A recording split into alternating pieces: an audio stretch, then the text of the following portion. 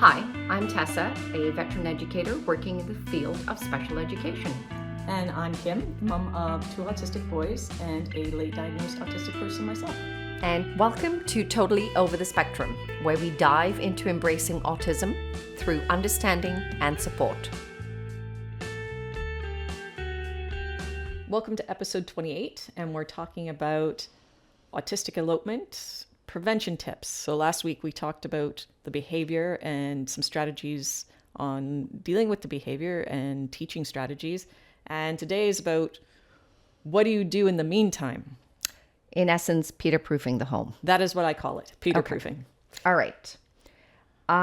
This is a big one because this can create a lot of anxiety for parents and caregivers because you have to be alert all the time if you do not take the necessary steps to ensure safety and well-being for your own sanity and, more importantly, for your child. Right. So for people who are new, who are just tuning in, Peter's my youngest son. He is level 3, non-speaking, and he's a runner. So yeah, it is very, very stressful. Like, you need to put things into place in the home so you can go have a shower, so you can go to sleep at night and not worry about what they're going to get into or where they're going to go. Yeah. So I think these tips primarily go for not your level 1 or not quite, maybe some level 2, but definitely your lower level 2, but definitely your 3. I mean, anybody can be a runner, right? Depending upon the circumstances, yes. But usually absolutely. if there's a comorbidity of an intellectual disability, it's harder to teach the idea that you can't just go where you want to go when you want to go there. Yeah. The comorbidities do play a huge factor in this, especially when communication is the key, right? So I'm glad you brought that point up. But I think most of the time, especially in my field, it's definitely your level 2, level 3 that have the highest potential of, eloping to the point where, they're unable to indicate their needs should they be out in the community to be brought home safely.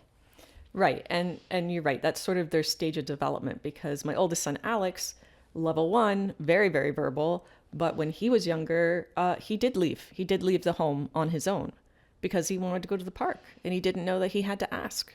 So he just went there. Yep. And but those are the conversations you can have with him and put those into steps where your level 2s and 3s, basically you have to adapt your home in order to ensure their safety. Exactly. And your well-being. So let's jump into it. We'll start off with the home, and then maybe we can talk about some things at school and out in the community. So what you can do while you're trying to find strategies that work to stop eloping altogether. Yeah, and teach those core skills, right? Yeah. So in the home, the first thing I have is locks. Yes. Everything gets locked. That is number 1 on mine, and reinforced locks and deadbolts on your front door. So the deadbolt on my front door has a key on both sides because Peter's older now, right? He can reach the lock. He knows how to unlock things. So if it was just a simple mechanism that you could turn, there's nothing stopping him. Yep. Now, having a lock on your door that needs a key on both sides to get in and get out is a fire hazard, right? It's a fire and safety hazard. So I talked to the fire department, and they are not going to, they understand, right? I'm never going to get in trouble for having that, because they understand that the probability, the risk that there might be a fire is very low compared to the idea that Peter's going to leave at any given point during the day. Like, it is a balancing act. And because he's tall, the locks that, I have them written down, the ones that you put at the top of your door, right? Like those... the jams, the door jams? Yeah. Yeah. He knows how to open those too. It's great when they're small. You can put things up high. You could use one of those sliding chain locks and those sorts of things. But once they're taller and bigger, so I mean, eloping happens when you're an adolescent, when you're an adult too, right? It does. It's not always behavior that you can teach not to happen. Yeah. And locks also, you have to look at for your kids who like to access and are very food motivated.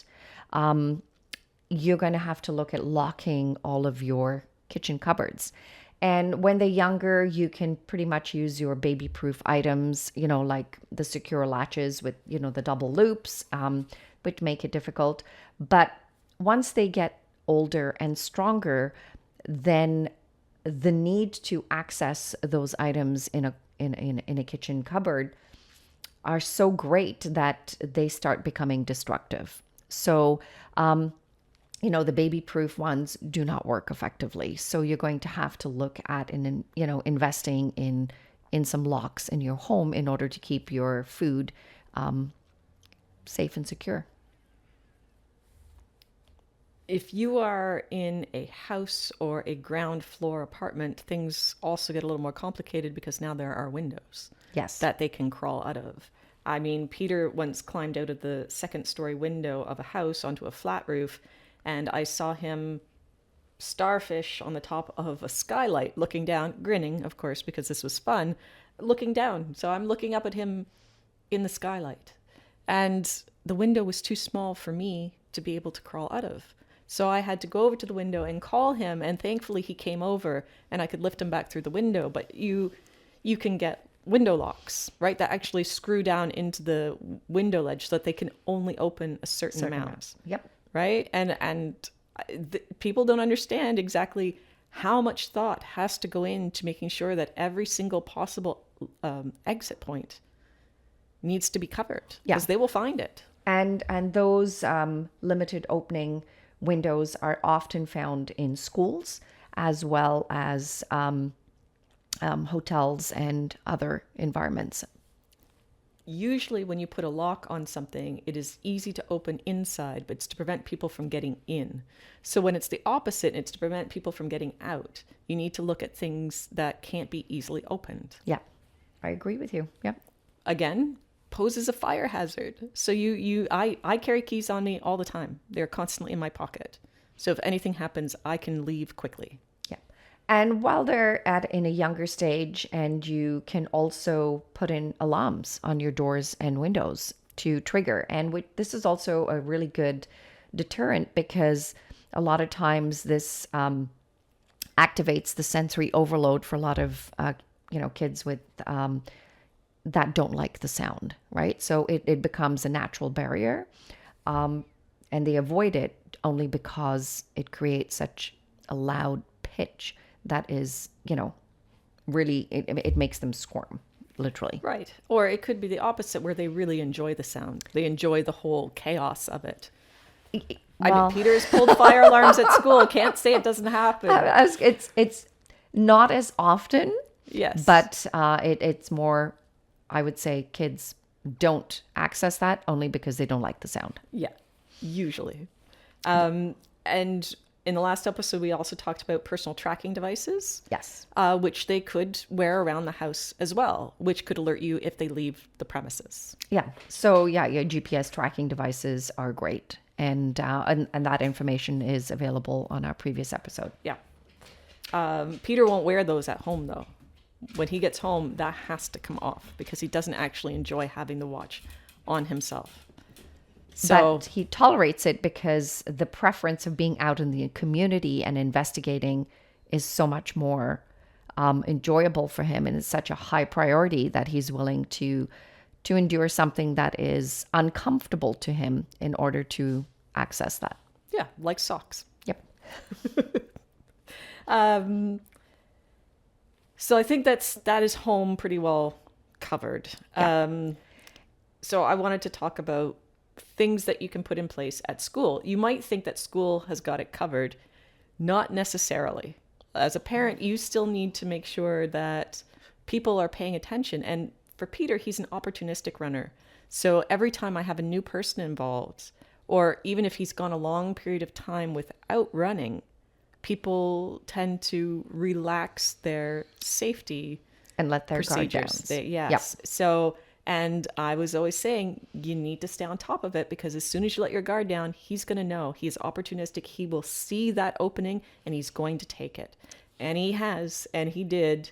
and it was pretty close to being catastrophic. So you might periodically need to remind the school that, yeah, just because he hasn't run in a few months doesn't mean you don't need to still be on your guard. Yeah. And the best way to do that is to, every time you have your midterm reviews or your, the new term coming in, check in with the teacher and just say, hey, I'm just checking in to make sure the safety and behavior plan is up to date, that the core team involved in the education of my child is aware of this, and this information is translated effectively to all that work within, proximity to my child. Right. And a school is a dynamic system. You don't always have the luxury of having the same educational assistant with your child at all times. And you need to make sure that the teacher understands that that person coming in, even if it's just a supply for the day, has access to that behavior and safety plan. Like, that is done, because as soon as it's a new person, Peter's going to test them out every single time. Yeah. So the same language has to be used, and the same, they have to be consistent, right? That information has to be relayed. Now, I know for the school board that I work with, each one of the classrooms that have students with safety and behavior plans, any supply educators coming in have to read the safety and behavior plans and sign off on it so that they're aware of the situation that they're in. And that also goes for students who require medical attention too, right? So everybody is aware of the situation and their students' needs and on the same page. Yeah, and you need to be a little bit aware too that just because someone comes in and they've signed it doesn't mean they've read it. Sometimes people will, because I've had it happen, that they come in, they've signed off, but they didn't actually pay attention to what they were doing. Yeah. So and that having that communication with the with your certs or your classroom teacher, just to say, hey, please make sure that whoever is a supply is able to verbally confirm that information with you. Yeah. I mean, I used to joke with people and when I met them for the first time and say, you better have your running shoes on, because sometimes, you go and you're meeting these people for the first time, and I always looked at their footwear, and sometimes they're these cute little shoes. I'm like, you can't run in that, and he's fast. Yeah. The other things that you can put into place when you are, having a conversation with the school is make sure that there's structured activities. There's a designated space for them to be able to access in case they are overwhelmed, because that would be one of the higher triggers in order for eloping, is to avoid a certain situation or task, and and consistent routine, right? So those three, when you implement all of those three things, it does reduce the need for elopement. And it's not just about the safety of the students. Like, having appropriate footwear, I know I seem to be hyper fixated on the footwear, but it's like, I had an EA try to chase Peter, and she fell and she injured herself because she slipped, because her shoes were not made for that. Like, it's just one of those small components that people don't always think about. Yeah. And a good educator is going to come prepared for that, right? So when you and I met and you're like, hey, here he is, he's a runner, blah, blah, blah, good luck. I was like, oh, okay. Thank you so much. But it is a great point to bring up. And most school boards do have appropriate footwear procedures and practices in place. And, like you said, not everybody follows them, but for the most part, people do. Yeah. Out in the community. So, I mean, this is going to overlap, because when you're, as a parent at home, you're going to take them out in the community. The school might go out in the community, right? Like, so the community just sort of in general, aside from the tracking devices that we've already talked about, I've seen people use harnesses on smaller kids, and even older kids, even adults, wearing harnesses to be able to grab them should they decide to leave. Yeah, the harnesses are also a great method in order to secure your child in transportation too. A lot of times the kids are really good at unclipping things, and you do have to make sure that if they're in a car, that you lock You have the child lock on your on the doors, and you lock the system controls. As the driver for access around you. So only the driver has access to being able to put the windows up and down. Yeah. And definitely all safety locks go on when you're transporting students. That, do have the need to just, oh, there's something over there. I'm going to open the door and get out, right? Harnesses are in place for those who need to be anchored because they're getting up and they're a danger to themselves as well as the driver, because if they're distracting the driver and the driver's focused on what's going on, that can be catastrophic, especially if it's a school bus and other kids are in it. So, the harnesses do play a crucial role in keeping them safety. And where in the car the child is positioned. I mean, we've known people who their child is only 14 but very, very large and can be extremely strong, and his grandmother was transporting him back and forth to school in the car, and I guess she turned on the radio, and today the radio was not okay, and he leaned forward and grabbed her hair and pulled. So she's trying to drive, and now her head is being pulled backwards. Like, it might be a better idea to have that child on the other side behind the passenger seat, so it can't so easily reach over and grab. Yeah, I always say a diagonal positioning is best. And it also, in case you need to, at a stop sign or whatever, when it's appropriate, lean over to hand them something. It's far more appropriate versus trying to reach around behind you. Yeah. I've had a lot of people ask me why I never decided to get an autism service dog, right? Because then they are tethered to the dog out in the community. And first of all, you have to go and stay on site for up to 3 weeks. That's not going to happen. And there is a lot of work involved with caring for an animal. Yes, it is. But there are people who don't mind taking on that additional, work or burden, depending upon which way you put it. And it does work. They do work. So the dog is trained to only listen to the command of the person, the handler that goes with them. And if with a command, the dog stops and becomes a dead weight and does not allow the child to move forward. Yeah, so that is something that's going to be very specific for the family and that family dynamic. Yeah. The other thing is you can hire a support person. Yes, you can when accessing the community. And also teaching a skill, right? You've got to teach your child the skill in how to access the community safely. That can be done through social stories. That could be done through modeling. That could be done through repetition of and practicing how to access that in small segments, and then increase that so the resiliency and the ability to perform the task successfully each time increases.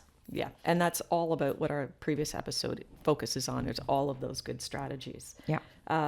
Hiring a support person is expensive, so we do have a list of funding available in Canada on our website for people to check out. There will always be a link in the description to that. And the other thing is the Vulnerable Person Registry. Okay, I'm glad that was on my hit list here too, but a little bit further down. So this is a registry where a caregiver can provide information to the police about a person, which can help during an emergency. So details like their physical description, their habits, specific needs can help the police in locating and interacting with that person should they get lost. Yeah, and that information is sent out to all first responders in an event there's a 911 call, right? So this information is then triggered to your paramedics and your fire should all three arrive on the scene. So everybody is aware of the situation. Yeah. And that is a form that you can complete online. You helped me complete one of those for Peter because forms suck and really, really hard for me. So appreciate that. Thank you. So welcome. Peter is all signed up, and if should anything happen, that's available to them. Yeah. The other thing I'd like people to do is talk to your neighbors and become a good neighbor, because they are going to be your ally in a situation. Making them aware of your child, what is the norm, what what isn't, and, creating a neighborhood watch, right? There are some, much like the city does post, a deaf child at play. They do, you can approach, your council and ask them if you can post a sign. So that doesn't happen often, but I have seen it on the rare occasion to alert people in the area of the situation. Yeah, I totally forgot about creating a network, but I do that every time I'm in a new living space. I introduce myself to my neighbors and I say, if you ever see my son booking it by himself, like, please let me know. That's not where he should be and that sort of thing. And I've had neighbors come up and say, hey, Peter's running down the street. And I mean, kids are clever. You really need to almost overthink what could possibly happen, because he managed to escape. On the bathroom doors, how there's a lock on the inside, and on the outside it looks like a screwdriver slot. Yep. And we had one of those doors going out into the garage. So I thought, that's locked. It's locked from the other side, so he can't open that. And he managed to find a plastic coin from like a pirate treasure chest set. And he put that plastic coin in the slot and turned it and opened the door and ran out through the garage. I love the kid. What can I say? I know. And I was like, and at first I'm like, how did you get out? How did you open that? And then the neighbor saw him, and I went and I got him, and he was safe and all the good things, and brought him home and locked the door and all of that. And then I had to watch. And when he thought that I wasn't looking, there he was, little hand, and he slips out this coin and he turns the lock like nobody's business, just like that. Yep. So they are, very resourceful. Oh, yeah. Yep. So, definitely neighbors do help, and the community does help. And the last thing I have is that there are going to be autistic adults who still elope. It might not be a skill that they can learn or have learned over time. And so it's a behavior that doesn't always stop, even when you've tried different strategies. It depends on that individual and whether or not they have an intellectual disability. And you may need to look into housing and related supports. Yeah. One more strategy that you can put into place. I know it's a controversial subject. It's a hot topic, but ABA, discussing that with somebody who can help you put certain skills and tools into place in order to address eloping, where sometimes it does help when another person teaches the skill versus you. It kind of removes that emotional aspect of it, which helps your child learn a little bit more effectively. Yeah, absolutely. So we're trying to keep it in a calm and informative manner, but we all know that when you have to live it every single day, day in and day out, it is exhausting. And the tips that we're providing and the strategies that we're providing is going to help the caregiver and the parent reduce that stress in order for you to be able to function and provide the best possible care for your kid. Yeah, I mean, people have to realize that if you're not in a secure environment, you have zero downtime. You are constantly on alert. You are, and that's not good for you. That causes burnout. It really does. Yeah. But on the positive is that when you do have these in place and you do have the strategies and you do have the social stories and everything that slowly starts to come together and you're accessing the community successfully, the next step would be traveling. Yeah, we've talked about this. I haven't taken my kids on overnight adventures, right? Like I've stayed at people's houses, but not a hotel. Not a hotel. Okay. Yeah, they haven't been in hotels. All right. So I think that is a great episode to do next because, we've talked so much about eloping, but that is very restrictive on your life and it is not sustainable for, You need to have some enjoyment. I have taken your kids everywhere on trains, on boats. The only thing I haven't taken them on is a plane. I know. And I know that that's coming up in our future. Like you are planning some adventures, which is great. So our next episode is going to be talking about some traveling tips. And that's not just for elopers. That's for autistic people in general. Like I need traveling tips when I'm traveling. Okay. So I look forward to that. I'm so excited about that because there's a lot of good information out there and there's a lot of support in place. And you are a lover of travel. Yes, I am. And so is your son. Yes, yes. Yeah. All right. Until the next time, have a great day. And we'll see you then. Thanks for tuning in. If you know someone who might find this episode helpful, feel free to share. Also, check out our website and socials linked in the description.